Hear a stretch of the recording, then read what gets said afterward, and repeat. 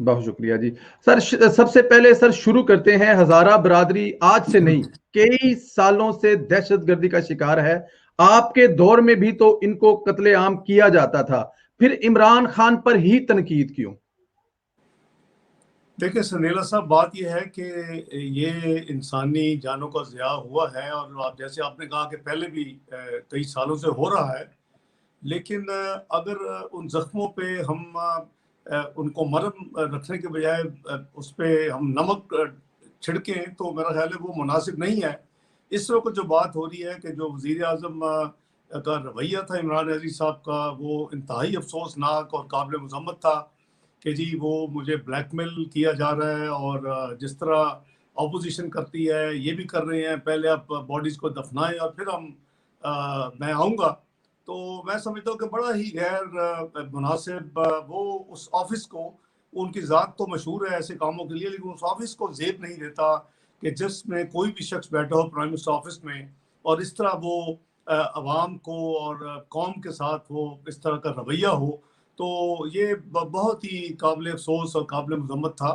اور آپ نے دیکھا کہ وہ گئے بھی ہیں تو کہاں گئے، وہ یونیورسٹی میں گئے اور وہاں لوگوں کو بلوا لیا. ان کو چاہیے تھا کہ وہ اپنی سیکیورٹی میجرز لے کے وہ قبرستان میں جا کے فاتح خوانی کرتے. میتوں کی تدفین ہو چکی تھی، تو بس ایک فوٹو سیشن انہوں نے کیا ہے اور وہ وہاں گئے ہیں، اور اس کے بعد وہ واپس آئے ہیں. کسی میڈیا کو الاؤڈ نہیں تھا، صرف اسٹیٹ ٹیلی ویژن نے پہلے فوٹیج لی، اور چند جو خاندان تھے سوگوار ان کو انہوں نے وہیں یونیورسٹی کے اندر ملے، اور پھر ٹیک آف کرنے کے بعد وہ فوٹیج ریلیز کی گئی. یہ اس طرح کی جو ہے بزدلی اور اس طرح کا جو ہینڈلنگ ہے وہ ہم نے کبھی نہیں کیا اللہ کے فضل سے. واقعات ہوتے ہیں، دہشت گردی دوبارہ سر اٹھا رہی ہے، جو نیشنل ایکشن پلان ہے اس کے اوپر کوئی عمل درآمد نہیں ہو رہا، اس کی ایک پوری لمبی بحث ہے سندیلا صاحب، ہم کر سکتے ہیں. لیکن یہاں بات ہو رہی ہے اس یعنی ہارٹ لیس ایٹیچیوڈ کی، اس سٹبرن اور اس ایگوسٹک انسان کی، کہ جس کو یہ سوچتے ہوئے کہ بھی وہ بھی کسی کے بچے تھے، کسی کے بھائی تھے، کسی کے اپنا رشتہ دار تھے، جو اللہ کو پیارے ہو گئے دہشت گردی کے نتیجے میں. پھر یہ ایک اور ٹوسٹ دی گئی کہ جی اتنے تو اس میں 7 تو یہ افغان تھے. بھئی افغان پاکستان یہ مسلمان نہیں ہے، افغان انسان نہیں ہے. اس قرآن حکیم میں تو لکھا کہ ایک یعنی جان کا ضیاع، یہ نہیں لکھا کہ وہ مسلمان جان ہوگی یا پاکستانی ہوگی یا افغانی ہوگی. تو وہ پوری ہیومینٹی کا ضیاع ہے، وہ پوری ہیومینٹی کا قتل ہے. تو ان کا تو جی سمجھ نہیں آتی، یہ ان کا ہر چیز پہ ان کا جو ایک نیا رخ نظر آتا ہے، اور افسوسناک ہے جی. ہمیں محل اس موقع کے اوپر کوئی سیاست نہیں کرنی ہے. میں سمجھتا ہوں کہ مسلم لیگ نون جو ہے وہ ان سب لواحقین کے ساتھ دعا گو بھی ہے. ہماری خواہشات جو بھی ہوں کہ ملک کس طرح ہونا چاہیے یا ان کو کیا کرنا چاہیے تھا، لیکن ہم سب کو مل کے بحیثیت قوم ان کے ساتھ ہماری اظہار ہمدردی ہونی چاہیے. ان کے لواحقین کے لیے ہم صبر جمیل کی دعا کریں، اللہ تعالیٰ ان کو صبر دیں. وہ 6 دن اتنے مائنس ڈگریز میں جو کہ فریزنگ کولڈ تھا اس میں بیٹھے رہے، اور لاشیں جو ہیں وہ سڑکوں پہ پڑی رہیں، لیکن ایک پتھر دل جو انسان تھا اس کا دل نہیں ہلا، اور اس نے چلے وہیں چپ ہی رہتا، لیکن اس نے یہ کہہ دیا کہ جی یہ مجھے بلیک میلنگ کر رہے ہیں. اور اب اس میں آپ دیکھیں تکبر کہ جی میں یہ دنیا کو پرائم منسٹر کو اس طرح بلیک میل کیا جائے. او بھائی تم پرائم منسٹر ہو ہی نہیں، تم اس کی میں پھر بات کہوں گا کہ میں اس بحث میں نہیں پڑھنا چاہتا. تم تو سلیکٹڈ ہو، تم تو کسی کارپوریشن کے چیئرمین نہیں بن سکتے تھے آن یور اون. تو آپ چھوڑیں اس بحث کو. بدقسمتی ہے کہ اس ملک میں جو ہو رہا ہے اور جو ہونا چاہیے اس میں زمین آسمان کا فرق ہے جی. زمین آسمان کا فرق ہے. اچھا، جب آپ کے دور میں ہزارہ برادری کے خلاف یا کوئی اور دہشت گردی کا واقعہ تھا تو آپ لوگ اس کو کیسے کاؤنٹر کرتے تھے، کیسے کاؤنٹر کیا جاتا تھا؟ دیکھیں یہ آپ دیکھیں گے، آپ کو کئی واقعات مل جائیں گے اگر آپ سرچ کریں گے. اپنا سندیلا صاحب میاں نواز شریف فوری پہنچتے تھے جہاں وہ پہنچ سکتے تھے. مجھے یاد ہے کہ ایک دفعہ غالباً ساہیوال کا واقعہ تھا، عید کا دن تھا، تو وہ پہنچے اور وہاں پہنچ کے انہوں نے نہ صرف اس جو دہشت گردی کے واقعے میں جو لوگ تھے ان کو ملے، اور جو زخمی تھے ہاسپٹل میں ان کی جا کے عیادت کی.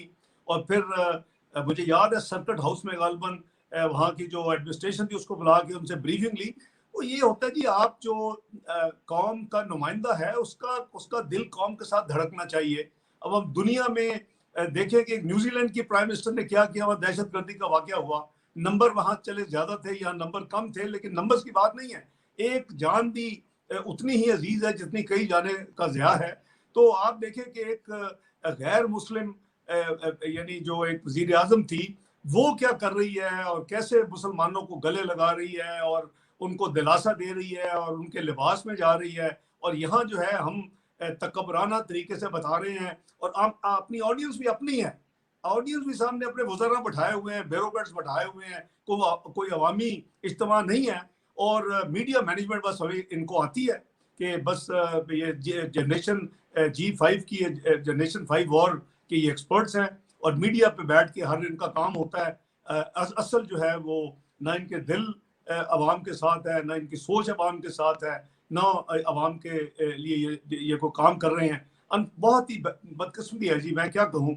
अल्लाह ताला जो शहीद हुए इस वाक़े में, अल्लाह उनको अपने जवार रहमत में जगह दे, आला दर्जात अता करे, उनके लवाकीन को सब्र जमील अता करे। यही दुआ कर सकते हैं जी इस मौके के ऊपर। सर एक चीज, वैसे तो आप ये सारी चीजें बातें कर चुके हैं, लेकिन एक चीज जरा मुझे बताइएगा कि इमरान खान साहब ने एक तो उनको ब्लैक मेलर कहा और फिर साथ में ये भी कह दिया उसी अगली लाइन में कि जिस तरह ये चोर डाकू ब्लैकमेल कर रहे हैं, अब ये इन दोनों को कैसे मिलाया जाता है? वो भी इतने दुखी है, लाशें बाहर पड़ी हुई उनको, इसको आप कैसे देखते हैं कि ब्लैकमेल कर रहे हैं दोनों एक जैसे? ये एक सिक माइंडेड जिसे कहते हैं ना, ये एक बीमार जहन की अक्कासी करता है कि आप कोई मौका नहीं जाने देते गाली निकालने के लिए अपोजिशन को और पीडीएम को, और पाकिस्तान के जितने अपोजिशन रहनुमा हैं वो कह रहे थे कि जी ये डाकू, यानी वो सबसे बड़े खुद डाकू है, साबित किया जा सकता है। मैं हमेशा कहता हूँ कि बंद करें ये कहना कि वो सादक अमीन है। वो पाकिस्तान में सबसे बड़ा डाकू जो है वो इमरान खान न्याजी है, लेकिन पता नहीं लोग क्यों उस तरफ एंकर समेत उसको एनालाइज नहीं करते। वो एक साकिब नसार एक बनी गाला की प्रॉपर्टी में उसको सादक अमीन डिक्लेयर करने का मतलब ये नहीं है कि हर चीज में वो सादक अमीन है। वो यानी प्रूवन जो है वो उसके इर्द गिर्द सारा माफिया है। वो आप कह रहे हैं कि उन्होंने करप्शन को अगर आउटसोर्स कम से कम किया हुआ है, उसका वो बाकायदा उसके वो यानी बेनिफिशियरी हैं। तो मुझे अफसोस होता है कि जो अपोजिशन और जो हुकूमत है, हमेशा एक जमहूरियत का दो पहिए होते हैं, वो एक पहिए को उन्होंने बिल्कुल पंक्चर करने का कसम खाई हुई है। हर वक्त उनको पॉलिटिकल प्रोसिक्यूशन, इंतकामी कार्रवाइयाँ, उनके खिलाफ स्टेटमेंट्स। अब ये मौका बात कर रहे हैं, यानी उस यानी सोगवार लोग सुन रहे होंगे जो बेचारे शहीद हुए थे, उनके वो क्या सोचते होंगे। आप उनको किस चीज के साथ आप मिसालें दे रहे हैं। उनको पहले ब्लैकमेल कहते हैं, वो ब्लैकमेल मैं नहीं हूँगा, पहले दफन करें फिर मैं आऊँगा। ये बदकिस्मती है जी सदैव साहब इस मुल्क की, कि एक नहायत गैर मौजू, गैर मुनासिब और जो कॉम्पिटेंट नहीं है, जो अहल नहीं है इस काम का, जिसको पता ही नहीं है कि ये चीज़ें क्या होती हैं, और वो सेल्फ राइटियस बना हुआ है, उसको ला के बैठा दिया है 22 करोड़ आवाम के ऊपर। और जो 2 साल में तबाही हो गई है वो अब सारी दुनिया देख रही है। पाकिस्तान को तमाशा बना के रख दिया है इस इंसान ने और इसके हवारियों ने। जी बिल्कुल, आपने फरमाया जी कि ये पाकिस्तान की हुकूमत को तमाशा बना के रख दिया मुल्क को। इसी पे आगे चलते हैं। लंदन की अदालत में नैब ब्रॉडशीट से केस हार गया है। पहले तो ये बताएं कि ये सारा मामला क्या था, ब्रॉडशीट नैब के खिलाफ अदालत में गई क्यों थी?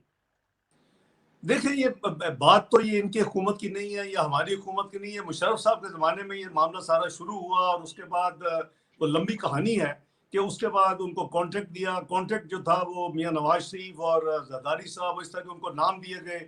उसमें जो मेरी इतला है या जो कुछ है मुझे हुकूमत में जो पता चला, उसमें कोई आफ्ताब शेरपाल साहब का था, कुछ कमर्शियल ग्रुप थे, शॉन ग्रुप था, जो भी था, इन्होंने उसको कैंसिल किया। और उसके बाद वो फिर अदालत में चले गए, और हमने देखा कि एंड का हुआ कि जी करीबन यानी $60 मिलियन के करीब पाकिस्तान को, जो कि $60 का नुकसान हो चुका है, और उन्होंने अपनी रिकवरी कर ली है। हाई कमीशन पाकिस्तान का जो अकाउंट था वो मुंजमद कर दिया गया लंदन के हाई। ये बड़ी बाइस शर्म बातें हैं, और ये हमें